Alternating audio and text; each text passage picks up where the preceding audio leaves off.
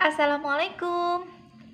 Pada video kali ini, Ibu akan menjelaskan subtema 1, pembelajaran 2. Tujuan pembelajaran pada video kali ini diharapkan siswa mampu menyebutkan ciri-ciri makhluk hidup secara tepat.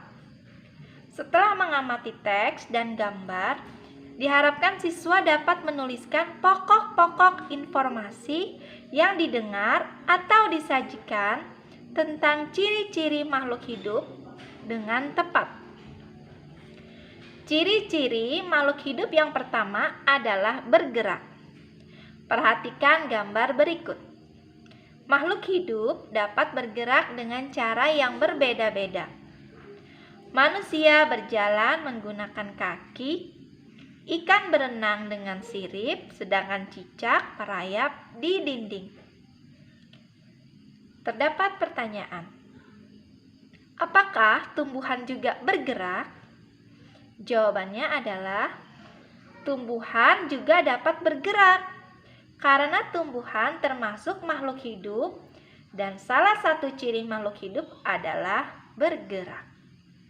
Tapi tumbuhan bergerak tidak berpindah tempat. Tumbuhan bergerak ke arah cahaya matahari. Tumbuhan juga memiliki akar yang bergerak ke bawah tanah. Ciri-ciri makhluk hidup yang kedua adalah bernapas. Perhatikan gambar berikut. Makhluk hidup dapat bernapas. Alat pernapasan makhluk hidup berbeda-beda. Manusia bernapas dengan paru-paru, ikan bernapas dengan insang. Pertanyaan, apakah nama alat pernapasan pada tumbuhan? Jawabannya adalah tumbuhan bernapas melalui pori-pori di permukaan daun. Pori-pori ini disebut mulut daun atau stomata. Pertanyaan selanjutnya, sebutkan nama alat pernapasan pada hewan selain insang pada ikan. Jadi jawabannya, alat pernapasan pada ikan selain insang adalah paru-paru dan kulit. Misalnya ikan paus dan ikan lumba-lumba bernapas dengan paru-paru. Sedangkan cacing tanah bernapasnya dengan kulit. Ingat ya nak, cacing tanah bernapas dengan kulit. Ciri-ciri makhluk hidup yang ketiga adalah tumbuh. Perhatikan gambar berikut. Di sebelah kiri gambar terdapat gambar pertumbuhan manusia. Dimulai dari bayi, balita, anak-anak sampai tumbuh menjadi dewasa. Di sebelah kanan terdapat gambar pertumbuhan ayam. Mulai dari telur ayam yang menetas, kemudian menjadi anak ayam, kemudian menjadi ayam yang tumbuh besar seperti ayam indukan. Makhluk hidup dapat tumbuh dan berkembang. Tumbuh artinya bertambah ukuran tinggi dan beratnya. Pertanyaan selanjutnya, apakah tinggi badanmu bertambah dibandingkan saat kamu masih di kelas 1? Jawabannya yang pasti ya. Karena manusia mengalami pertumbuhan dan perkembangan. Pertumbuhan ditandai dengan bertambah tinggi, bertambah besar, dan berat. Misalnya ketika masih kelas 1 tinggi badan kita mencapai 113 cm. Berarti tubuh kita mengalami pertumbuhan dan berkembang seperti sekarang kalian duduk di kelas 3. Pertanyaan selanjutnya, pernahkah kamu mengamati pertumbuhan hewan yang ada di sekitarmu? Jadi yang paling mudah kita amati pertumbuhan hewan yang ada di sekitar rumah adalah ayam. Pertumbuhan pada ayam dimulai dari telur yang dierami induk ayam, kemudian menetas menjadi ayam. Anak ayam lama-kelamaan tumbuh menjadi ayam dewasa yang menyerupai induknya. Sekarang, ciri-ciri makhluk hidup keempat adalah berkembang biak. Perhatikan gambar berikut.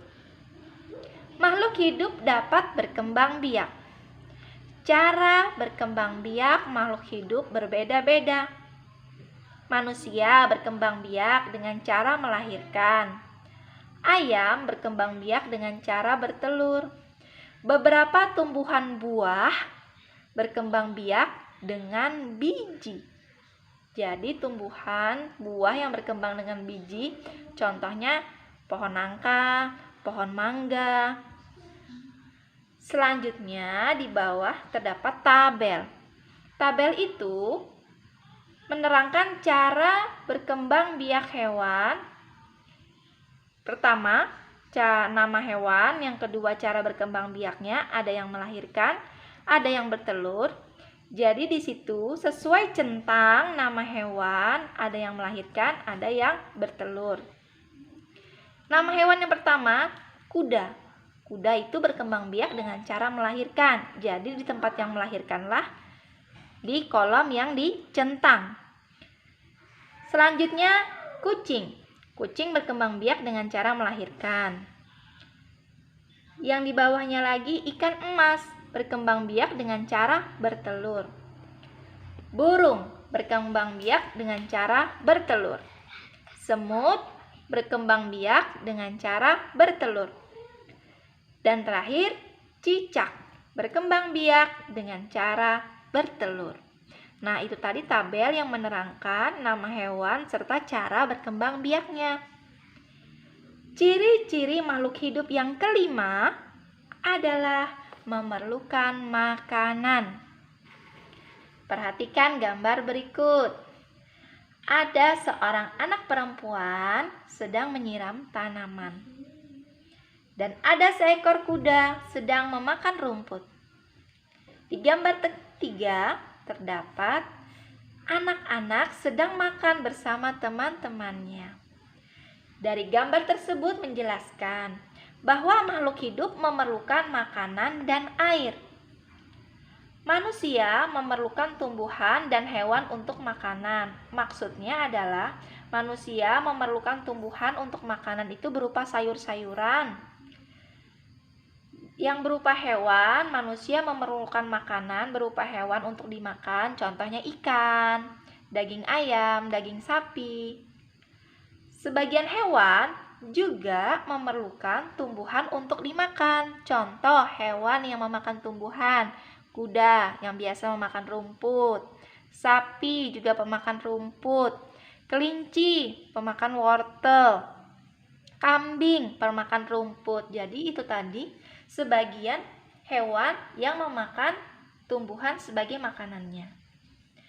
Pertanyaan selanjutnya, apakah tumbuhan memerlukan makanan? Jawabannya iya. Bayangkan di musim kemarau, kalau tumbuhan tidak memerlukan air, lama-kelamaan tumbuhan akan layu dan akhirnya mati. Nah, jadi makhluk hidup pasti memerlukan air dan makanan. Tumbuhan juga perlu makanan dan air. Tumbuhan dapat membuat makanannya sendiri. Makanan yang dihasilkan merupakan bahan makanan untuk hewan dan manusia. Oleh karena itu, tumbuhan disebut penghasil makanan atau produsen. Pertanyaan selanjutnya, apa makanan untuk tumbuhan? Kira-kira apa ya makanan untuk tumbuhan? Jadi, jawabannya seperti ini. Tumbuhan dapat membuat makanannya sendiri. Proses pengolahan makanan pada tumbuhan disebut fotosintesis.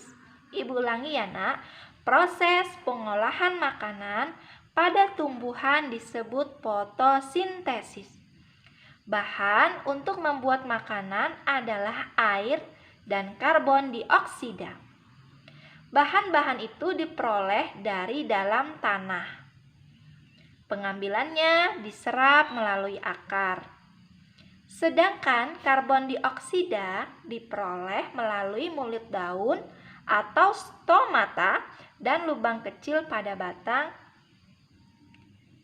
Lanjut, ciri-ciri makhluk hidup yang keenam adalah peka terhadap rangsang. Perhatikan gambar berikut. Ada gambar anak yang sedang melihat sinar matahari yang menyilaukan matanya. Gambar selanjutnya ada daun putri malu yang disentuh dengan tangan. Gambar selanjutnya lagi ada hewan kaki seribu. Jadi penjelasan dari gambar tersebut seperti ini ya nak. Makhluk hidup peka terhadap rangsang. Kepekaan makhluk hidup terhadap rangsang itu berbeda-beda.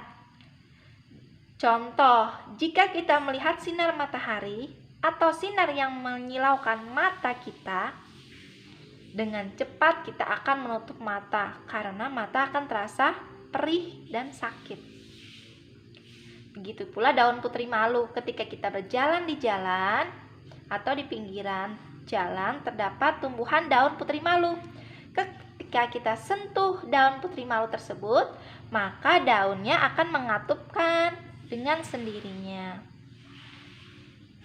Yang ketiga contohnya pada hewan kaki seribu. Jadi hewan kaki seribu itu apabila badannya disentuh, dia akan menggulungkan badannya melingkar seperti obat nyamuk bakar ya nak. Nah itu tadi contoh makhluk hidup itu peka terhadap rangsang. Mungkin cukup di sini penjelasan dari Ibu.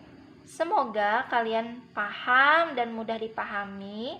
Terima kasih banyak yang sudah like dan subscribe. Semoga bermanfaat. Wassalamualaikum.